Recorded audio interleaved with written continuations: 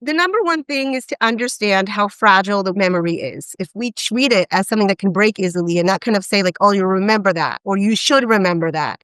If we use our own understanding that memory is challenging, we will be able to enter this process with empathy. You're listening to Parenting with Impact, the podcast for parents like you, raising complex kids to become capable, independent adults, even in this complicated world. Each episode brings expert insights and real-life strategies to help you parent with confidence, calm, and clarity. Here are your hosts, Elaine and Diane. Welcome, everybody, to another conversation. This time we're talking with Daniella Karidi about time. And I love the topic here, ADHD and memory. It's so important. I forgot.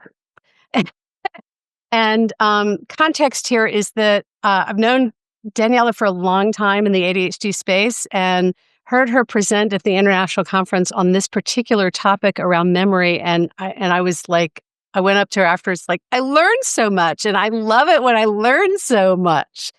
And that's because Danielle is not just doing the work as a coach, but also has done a lot of research. So Danielle, first, let's welcome you and introduce yourself. Tell us how you got to be doing this work in this arena, because it's fascinating. Yeah, thank you for having me. Well, I have ADHD and I forget a lot of things.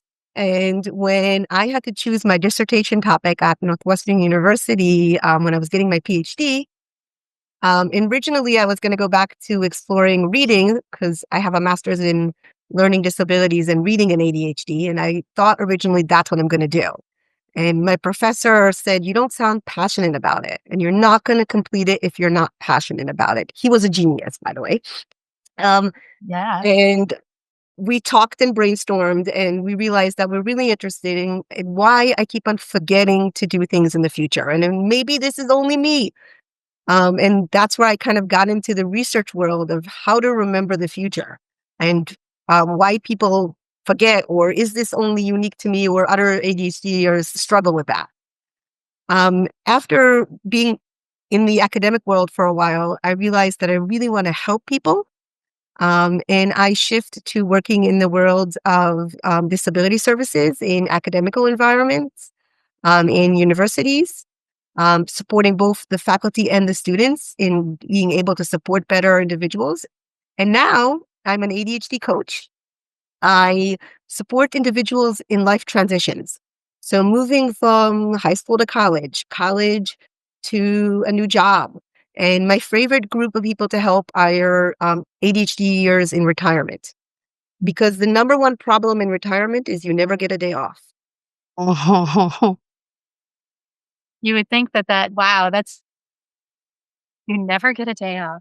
Well, it's really funny because I don't know what direction, Elaine, you wanted to go, but the minute you were saying this thing about forgetting about, well, I have a hard time remembering about the future. And it was really intriguing to me. And I'm wondering whether there's an easy answer to that question about why is it so hard to project ourselves into the future? Is that even the right question?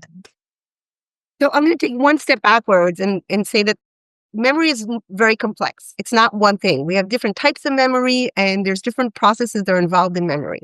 So to remember the past, which is retrospective memory, we only use three basic components. We encode the information. So we learn about it, we hear it, we experience it. Then we store it somewhere in our brain. And then we need to retrieve it in the right time. When someone asks us, when did you graduate? Then we kind of have to retrieve that memory, the past.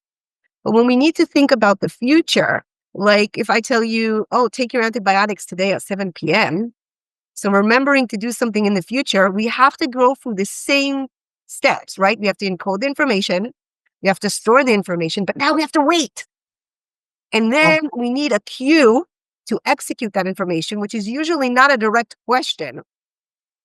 And then we need to perform the right task. And then this is one of the hardest stages for the people with ADHD. We need to evaluate, did we perform the task? Can we close the loop? Or do we need to leave this loop of action open? Yeah. Did we complete this task, or do I remember completing the task another time, and was it this time or another time, right? Right. Did I take my antibiotics tonight or yesterday? Yes. Yeah. Yes. So remembering the future is a lot more complex than remembering the past. It has a lot more steps. is therefore more fragile. Anything that we have to do in our brain that requires more steps will be more fragile. What does fragile mean in that context? It has more chances of failure. Okay. So there's more likelihood for you to remember what you did in the past than to remember what to do in the future. I had this like visual of there was some movie where the guy like tied the little strings around all his fingers so that he would remember different stuff. And I think that that's the piece of it. What I heard you say before is like that we should not rely on our memory for stuff in the future. It's a setup, I think, is kind of what you were getting at. And yet there's this societal norm that we should be able to remember because it's remembering. So talk about that a little bit. So I'm going to start with forgetting is healthy. And we don't always give that like credit. But if we would remember everything, we would most likely end in a mental institute because we can't cope with so much information. Ability to prioritize and make decisions requires us to have resources. And if we are remembering everything, we have no resource to prioritize. So forgetting is a helpful mechanism. So that's why we have it. So our brain has both those things because it's healthy for us. And on the other side of that equation, we have this expectation that we're automatically going to remember things that are important. And important is enough or sufficient for us to remember. So your friend expects you to remember their birthday because their birthday is an important date. And we assume that that is sufficient, but it's not. Because we have all those steps that need to be happening, and they don't always happen in our ADHD brain. So can I break this apart a little bit? Because there's so much here, and it's so good. All right. So first, we said that there are 3 parts to memory: encode, store, and retrieve. Right. Okay. To And then retrospective memory. Yep. retrospective memory, something that's happened in the past. Right. Okay. So where does forgetting come into that? It can come into any part of the equation. We could be not encoding it properly. So we could sat in a noisy conversation and we only caught half of the conversation. So we did not encode the information. That's why it's hard to remember what we didn't put in the beginning. We stored it in the wrong place. So think about a librarian uses a Dewey system to put the books on the shelf. Our brain is not set like that. We will Right. store things in our brain very randomly, and we put effort in storing. There's a higher likelihood of us retrieving it. But sometimes it's kind of like, think about a spider web. If the information's in the middle, we try to make all these connections. We could fail and we could pull the shortest link and not the best link. Or we could not label the web properly. I use this picture of the books on the shelf to remember if I read a book because I don't remember names, but I remember how the books kind of look. So I'm using that as a memory reference sometimes. But knowing that when I'm trying to remember a book, I would use as many clues as I can to make as many connections to encode it. So that's the storage component. And then what happened is... So hang on, big pause for a second, because I want to just say, because my mom, this beautiful ADHD human, would always say that her brain was a Dewey Decimal System. And so is part of this even understanding how does your brain store it? Or is there like a common... Does the web the same for everybody, or is the web different? I guess is the web is very different. And also being a Dewey system, if she has a Dewey system, I will bet it was for one type of memory and not necessarily every type of memory. Okay, so it's not just one web for everybody. It's a different web for everybody. And I might have a different web for remembering recipes than I do for remembering whether I read a book. Right. And then your webs tend to kind of overlap in your brain. And what happens sometimes, once in a while, you have an anxiety attack and suddenly you swipe up some of those webs by mistake. Or you have a very good event, a birth of a grandchild or a child, and suddenly all that emotions bring up things from your web, and now they're tangled together. So our webs do not like to stay in place. They get entangled, they get swept away, they get mixed up. And then once in a while, we put effort in sorting them, like if we're studying for a test.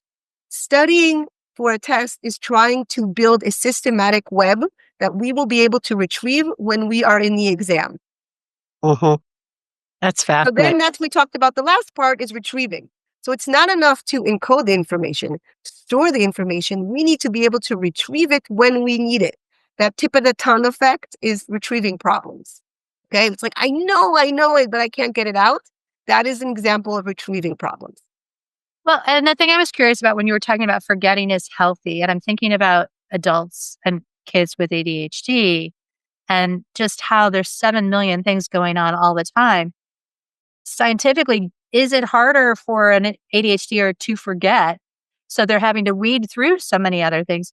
And so it's really not a remembering issue, it's a information sorting issue, or is it something different? So because memory is complex, we can't separate it. We can't say, it's this, like it's a sorting. We can go back to a specific incident and say that was a sorting incident, that was an encoding incident. And me as a person have more of these or those. But as a group for ADHDers, we know that it's the combination of all the executive functions, all the planning, the sorting, the retrieving, the remembering that I planned and retrieved and sorted. When we look back at forgetting, we actually found that ADHDers tend not to forget more than non-ADHDers. They actually struggle more to retrieve in the right time. Uh-huh. In these lab environments, these very strict lab environments, which I don't always transfer to everyday life, right? But in the very strict lab experiments, when you ask at the end, hey, do you remember what you were supposed to do with that task? And they're like, oh yeah, I was supposed to put the cookies in the oven, in the virtual oven. Or I was supposed to tell you the names of the researchers that were in the lab, but they didn't execute it by themselves. They didn't start the task or they didn't retrieve it by themselves. Versus older adults that come to our labs or haven't been there for a while, but came to our labs, they didn't remember what was the task even. So if I said to them, oh, do you remember what you were supposed to do with the cookies? They're like, I don't know, maybe put them in they didn't have the ability to recall the task. So that's where aging is different sometimes than ADHD. So was that because they never encoded it? They never encoded it, possibly also because they might have not stored it in the right place. Cookies got stored with all the mix of 60, 80, 70 years of cookies. And suddenly, it was harder. Also because they might have not put importance to that one instruction. As we age, we get confident more in our ability to choose what's important. So we don't always follow instructions because we think it might not be important. So then we don't encode it and then we don't retrieve it. Two things. One is I think you have given me just this fabulous explanation for my kids for why I can't remember which kid did what. So thank you for that.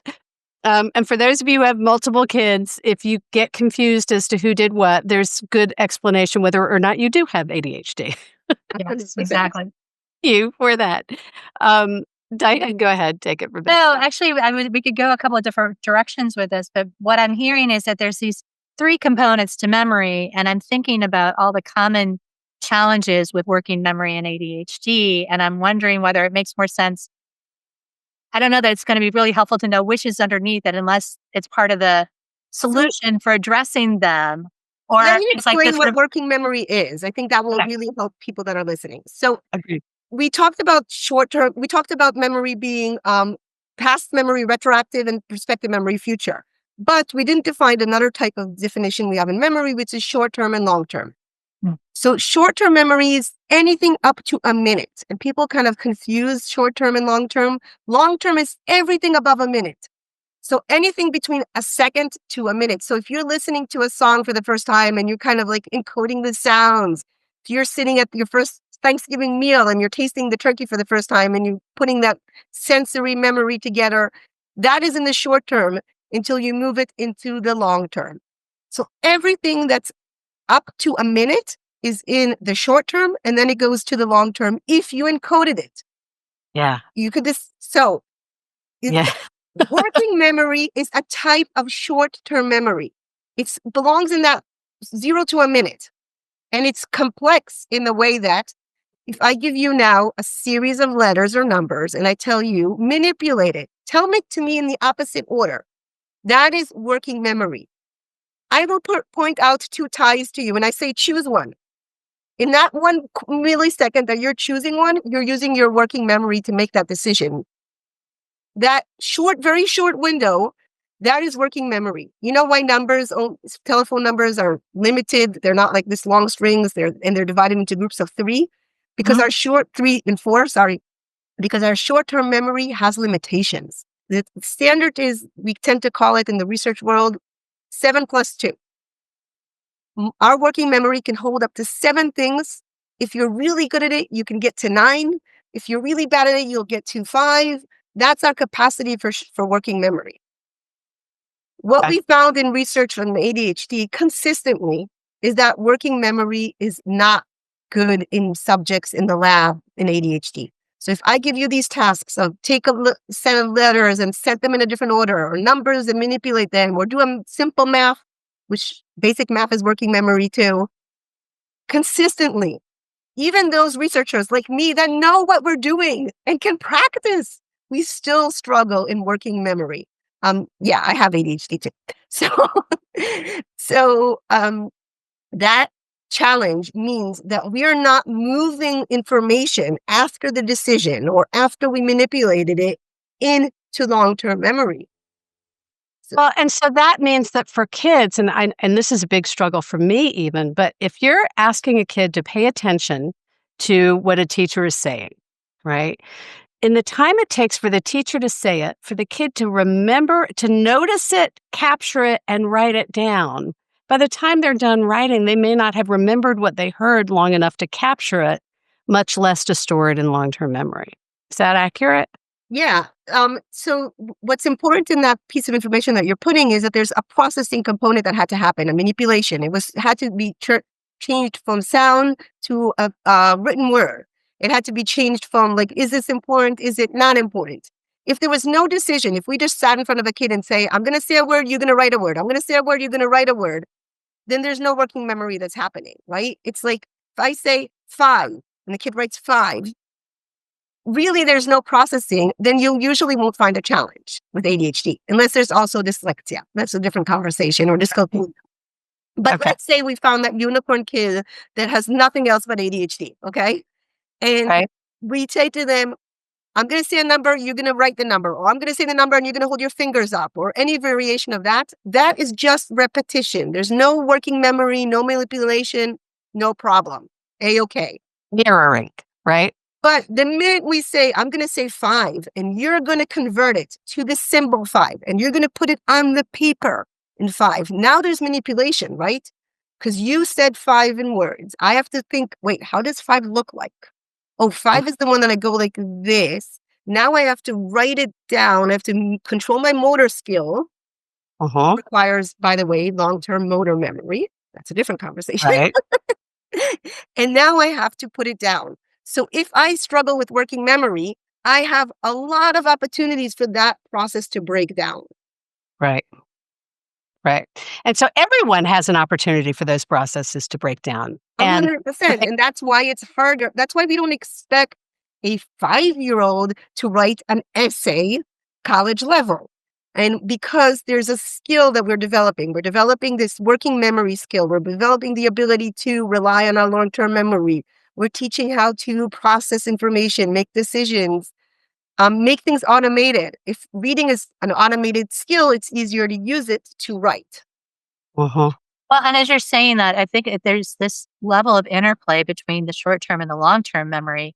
And I'm curious whether there's research there that, because I'm thinking for myself, it's like, well, do I shove it into long term memory so that I can bring it back into working? I mean, it's like this sort of what's the order of operations and where's the breakdown? And, underneath all of this, I'm thinking about how long we've been talking, but parents are going to be like, so how do I help my kid? They got working memory problems. What are some of the tools here? Okay, so the number one thing is to understand how fragile the memory is. If we Right. treat it as something very gentle, if we treat it as something that can break easily and not kind of say like, oh, you remember that, or you should remember that. If we use our own understanding that memory is challenging, we will be able to enter this process with empathy. Right. So Also, start with empathy and compassion. You guys, when we say this stuff is hard, it really is. And when we as an adult say, kind of, why can't you just remember that? Developmentally, these kids may not have yet learned the skills they need to be able to do that. Is that fair? Yes. And also even if they learned their skills, they might not have given enough opportunities to execute. And that would be my second tip. My second tip is bring structured opportunities that are age appropriate to your kids to remember. So when we think about like when we play memory games with little kids, we say, find the two things that match, right? We do that because we want to help them develop their memory skills. But we don't really do that when we think about a teenager. But there are things that we can do to support that teenager in developing some of these skills. Part of them are clearly defining the cue and helping them figure that out together with us. So that my favorite Like you. So my favorite example is if I tell you, on the way home, I need you, on the way back from school, if you're walking from school, I need you to pick up milk. Okay? Okay. If you're an adult, on the way back from work, I need you to pick up milk in the car. The cue should be seeing that you finished school or work, and the next cue you might have would be the grocery store. Okay? The last and least and terrible cue is getting home and realizing you don't have milk, or your mom being mad because you didn't get the milk, or not having milk for coffee in the morning, which is the worst cue. So those are all cues to execute the task. Instead of just telling the kid or telling yourself, I'm going to pick up milk make it more clear. Hey, when you walk home, are there any stores on the way? Oh yeah, there's this store, this store, this store. Now they kind of walked home in their brain. Hey, is any of those stores sell milk? Yeah. Yeah. The grocery store, the Ralph, the 7-Eleven, whatever we'll choose. Perfect.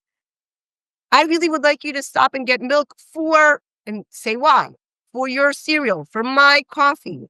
Give it a meaningful task. So we defined the cue, we gave a meaning, and then we think out loud, hey, is there any way we can make sure you don't forget this because it's important? Or any way we can support your memory?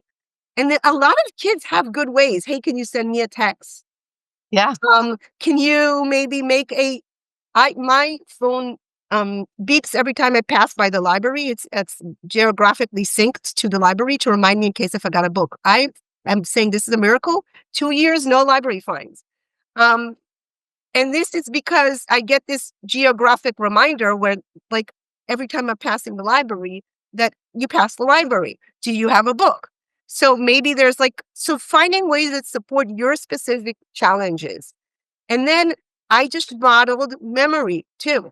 I modeled the process because sometimes the kids don't get, and surprising, what's going on in our head, right? So by verbalizing, by saying why I need the milk, what could be the cue, how can we remember? And then the last step, which is my favorite, please explain which milk you want, because I don't know about your house. We have like oat milk and regular milk and 2% milk and this milk. So giving the context adds another layer of memory. Hey, it's not any kind of milk. I'm looking for the oat milk for your breakfast, or that adds another layer that could help. Well, and so there's so many things I'm hearing in this, and I'm thinking, was it helpful or not helpful when I used to say to my kid, it's so cute that you think you'll remember that? And followed by, so what can we do to help you remember that? And what I like about what you're saying is that you're identifying the need to get some help to remember. Identify what needs to be remembered in the future. B, give it a cue, right? Some link to something else. And then what I'm hearing that next C is to make it as specific as possible. The more specific, the better. Well, I'm sorry, go ahead and then I'll jump in. I think specifically relatable to the kid. And I think that's the importance. So the specification is not in general, because sometimes we can overwhelm with information, especially if a kid has a combination of ADHD and autism. It's too much specific could be too challenging, because suddenly if you say the red milk and they go and there's only green, that's it, we're done. Yeah. So I think that putting the specification in the context that's appropriate for the child's age, the task, and their information. If your child is a big baseball kid and he's going to baseball practice and he needs to remember his stuff, putting the empty cart of milk next to his baseball stuff might help. So again, that won't help me because I don't think I moved the baseball stuff in 10 years. So putting it in the context that would work for the child is very important. Yeah. Well, and I think that that's the piece of it is there's this transparency in what's really going on underneath it. And I'm thinking about a memory issue in my current relationship with the adult who has ADHD and anxiety. And when we first started dating, I realized that he was really good at remembering time, but he could only remember one time, right? And so he'd say, "I'll be home at 7:30." And so he would remember 7:30, but that would mean that he would leave the office at 7:30 because that was what the time that he remembered. And so I once I was able to figure that out for him, I could say, "Hey, does that mean you're leaving at 7:30 or you're gonna get home at 7:30?" And then he could go through the process of going, "Oh, wait, which is it? I need to remember 7, not 7:30 because that's," it's like there's this whole Yeah. journalizing that if you're not aware of how your brain remembers, it's gonna be hard for you to do that. And that, I mean, what you brought up brings up one of my favorite topics and the difference between time-based perspective memory and event-based perspective memory. So Yes. time-based perspective memory is if I tell you take your meds at 7 p.m. Okay, there's a time component to the cue of when you need to execute the task.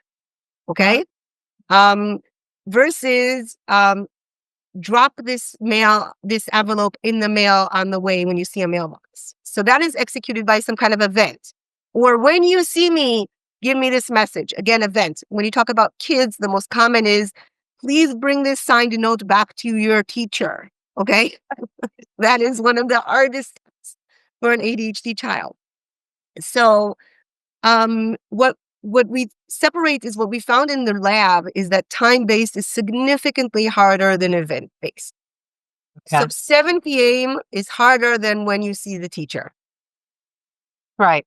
And that's where one of the easiest strategies come in. Try to convert time-based to event-based. I always tell people, why 7 p.m. instead of dinner?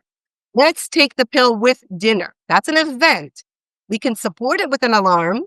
We can add a time-based to like, oh, we'll set an alarm for 7:30 to support that, or with 7.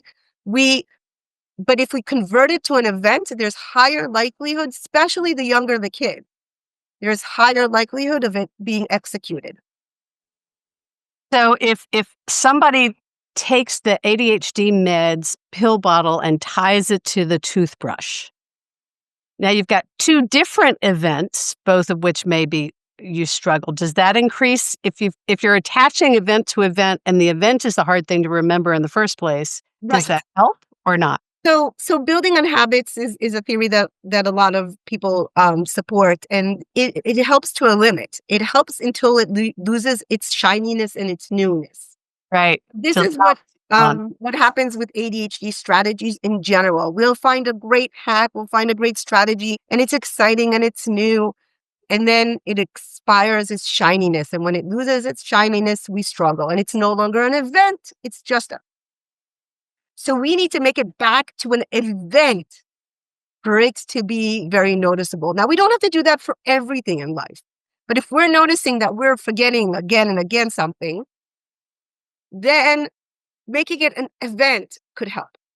Going back to the teacher, right? And an example might be, if the teacher makes seeing them an event. I mean, that could be a partnership that you could have between the kid and the teacher that it's like, okay, so whenever I see this kid, I'm going to give them a high five and ask them how their day was.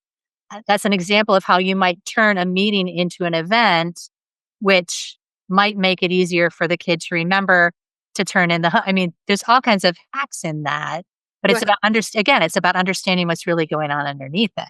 And here's the biggest tip as a parent. We also, unfortunately, make a lot of assumptions about how our kids are forgetting, remembering, doing. We put intentionality that might not be there. We put emotions that might not be there. And there's a lot that we can use in the power of asking questions and clearly saying to the kids and to ourselves, we're not having this conversation because we're mad or because we don't think you did something right or because we're having this conversation like detective. We want to find where the process is not working and we want to make it better and easier. So putting that suggestion with the teacher can only work if the kid is part of the process and agrees that she would be an event. Now, some kids are too young, and that's where the teacher needs to ask, did you all bring out the paper? because the kid cannot retrieve it without the teacher's cue. Right. Um, But kids get older. The piece you're speaking to that we speak a lot about in Impact is collaboration, and is how important it is to collaborate with our kids, to work with them, to help them be part of the solution. Part of what happens, I think, with parents all the time is we say, but I gave them a planner. I told them to, we give them a solution and then we get frustrated then that they're not using it. Right. And we also don't always have the same expiration dates to the solution. So I say a lot of these strategies are like yogurt. They need to be replaced. They have an expiration date, but every person has a different expiration date. And some people have a more sensitive stomach and the yogurt has to be leaving the shelf earlier. So I think that understanding that if we give a child a strategy and it worked for the first 3 weeks of school, it might not work when we come back from winter break. It might not work when the teacher changes. It might not work even if they now are different a bit. So strategies are not permanent solutions. They're tools, and we should be changing our toolbox all the time. So I hear parents hearing that and going, wait, what? And while I agree with you completely, I want to take a minute to say that doesn't mean that you can't use strategies. No, Right? opposite. But But we don't expect a 2-year-old to walk by themselves to school, right? So that's kind of what I mean. We should be adjusting some of our strategies based on the kid's capability and changes, but it doesn't mean that you get to hold that 2-year-old for a while and you get to walk with them, like you get to hold his hand and you get to walk with them and you get a few good years of doing that before you need to be able to let go and let them do things by themselves. So understanding that a strategy that you choose to use or your child chooses to use might need to change is important because it's sometimes hard, but it doesn't mean that it's not worth it. It's a good strategy. But I think that what you're saying, and this is the piece of it, curiosity is the underlying tool. It's about also noticing that the strategy is no longer working the way that it was supposed to, and that not making that this kid doesn't care, they're lazy, they're whatever. It's just this strategy was working and now it's not working. What do we want to do differently? Yep. well, and so, again, in our realm, we talk a lot about being in the process of problem solving. And really what you're saying is getting clear on what is working, what's not working, how do we connect to what is working, and continuously being aware that there may need to be a change without judging it as wrong or disrespectful or not caring or unmotivated or lazy or all those other assumptions that we put on kids when their behavior doesn't follow through with what we expect. If I ask you how many times you remembered to do things this morning, it is a harder question than if I ask you, what did you forget to do? Our Oh, brain is set to negativity. right. Remember better negative thoughts.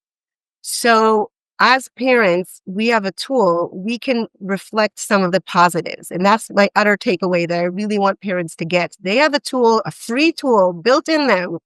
And that is cheering, smiling, giving support when the system is working. When the kid does remember to give that note to the teacher. Because it is hard enough for us to do that.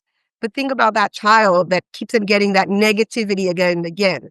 We have a power that we can use as a parent, and that is we can be a loud voice for the positive of remembering. I love that. Elaine, I'm, I memory of my kid coming home and saying, I remembered to wear my shoes today, Mom. oh my God. Yes, you did. You know? I'm watching our time, Elaine. We've got to figure out how to wrap up this delicious conversation, Daniella. Well, let's take a second. So Daniella, let's let people know how they can find out more about you. Your website is ADHDtime.com, right? Yep. Okay. And when you come on my website, you can register to a newsletter to find out more information. I also have some new groups coming for 2025, including Yeah. for retirees and also one-on-one coaching with me. Beautiful. Awesome. So as we come to wrap this conversation, is there something we haven't talked about that you want to make sure you talk about? Or is there something we have talked about that you want to kind of go back and maybe remind us about? So when I was younger, my mom used to keep on saying that you need to say the same thing 7 times in 8 ways. And I think we didn't talk about that in order to support memory for young kids and developing brains, we need to use more than one modality. And I think it's really important for us because it's not always easy to both write a message as a teacher and then like also say it.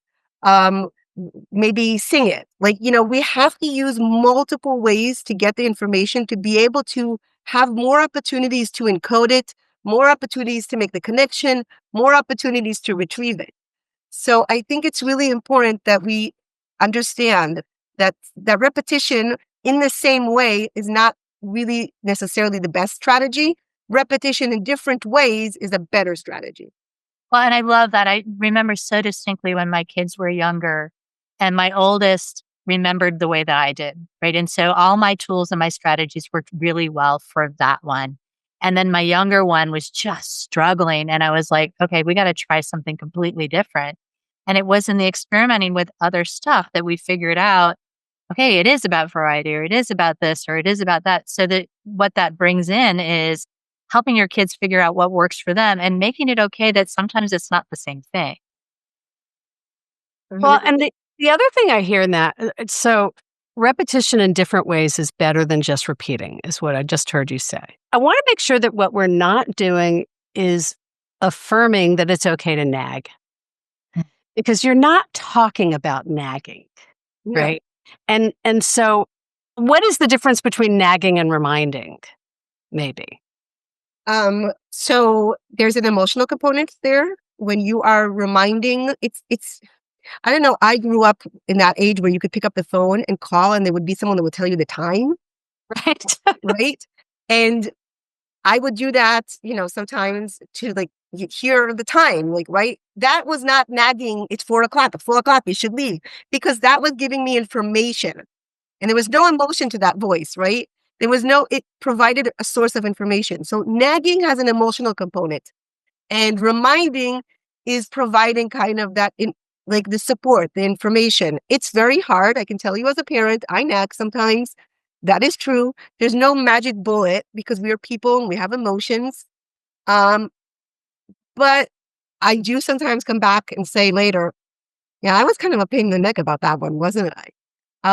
And that understanding of we're human, we sometimes nag our spouses or our children or our parents, but reminding doesn't have that emotional negativity. Yes.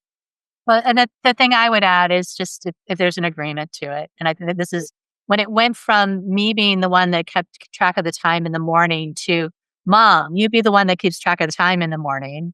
And everybody knew that that was my job. It changed the emotion, right? Yeah. Well, and here's that next layer. And so this great example, right? So first we start nagging and saying it's 7 o'clock, 7 o'clock. And then when we get our kids buy-in to be part of the process, they're like, if you can let us know when it's 7 o'clock, that would be helpful. That shifts everything. And then at some point, to tie it to the event, we took it to the next level where the certain time, it was like 6:54 or whatever, the kids' request, my husband would come out as the weatherman and say, okay, here's the weather for the day. So they knew what to dress. They knew what time it was. They knew like it. So you made it fun, and you made it fun, and fun is exciting, works for ADHD. Yeah. And we didn't touch that because we're going to run out of time. But one really good strategy to support memory is putting it in a positive, fun context. Yeah. So instead of making it something boring like the weather, making it acting out worked for you guys. I kept on forgetting to like leave on time from important meetings to pick up my kids. So I made the alarm to pick up my kids like a sound of like zombies. So I'm like, oh my God, if I don't go, the zombies are gonna get my kid. Um, so I made a context that was fun and funny in my own brain to Right. be a reminder. So fun can come externally, it can come from a parent, it can come internally. And making it fun always helps with ADHD, no matter what the task is. I love it. All right, folks. Thank you. Daniella, thank you. Thanks for being here. Talking to you, ladies. It's so fascinating. And your ability to tap it into research and then apply it into the world is really so amazing. Oh, So Thank you. thank you for being here. And everybody else, we will see on the next conversation. Take care, everybody. You've been listening to the Parenting with Impact podcast with Elaine and Diane. For more information on the Impact Parents community or to join Sanity School for Parents, please visit impactparents.com. If you like what you've heard, please share this podcast with friends who need similar guidance and subscribe wherever you listen to podcasts.